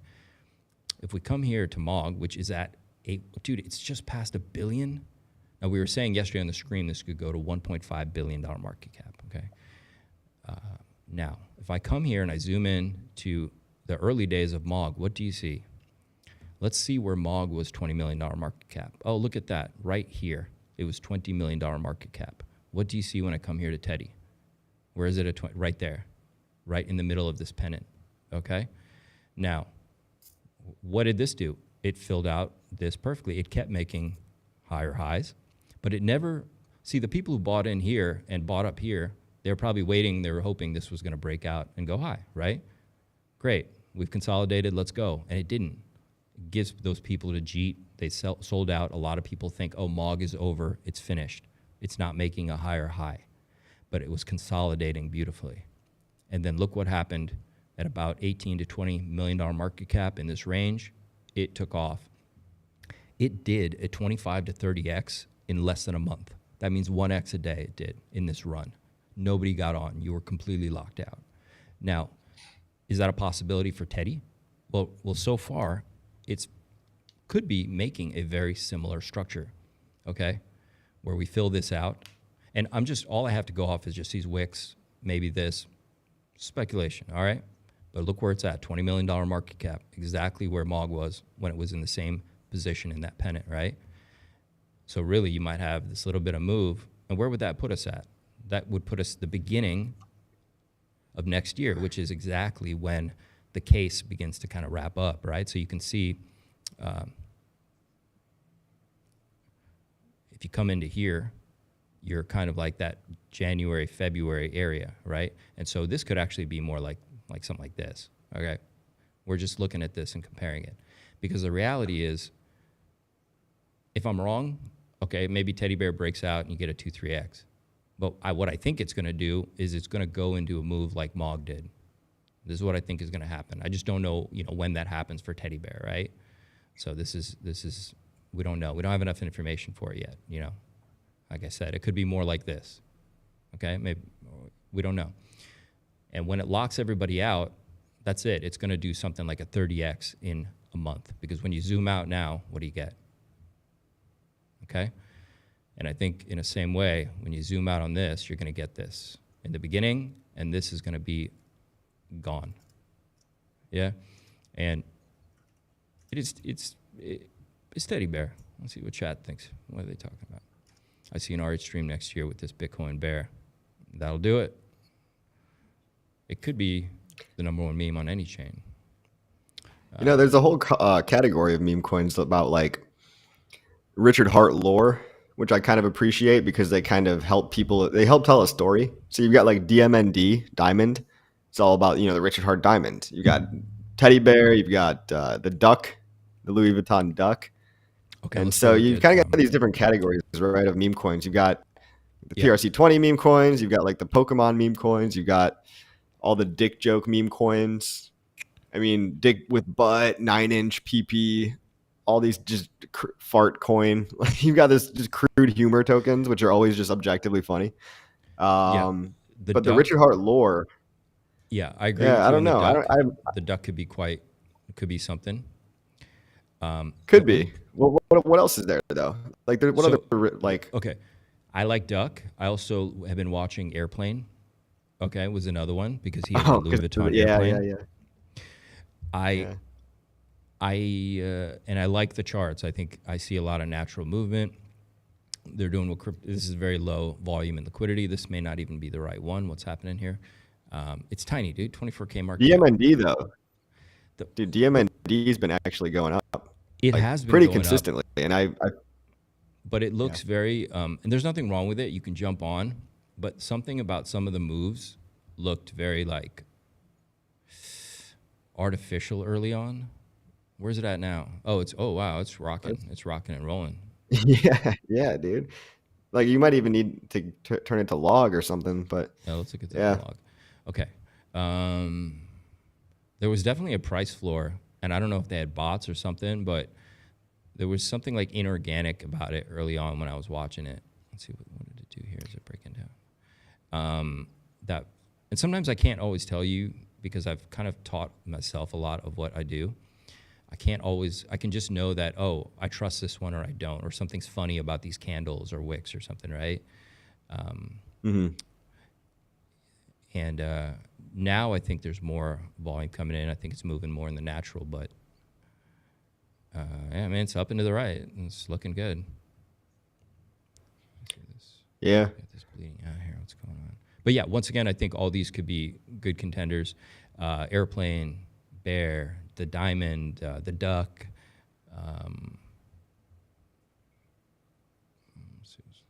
Yeah, we'll see, man. We'll see.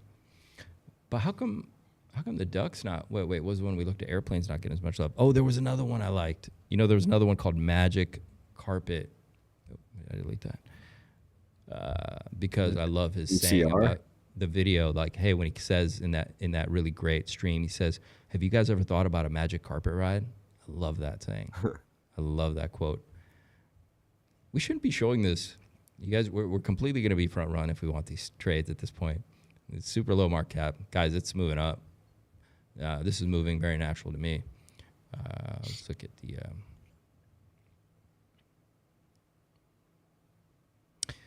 okay.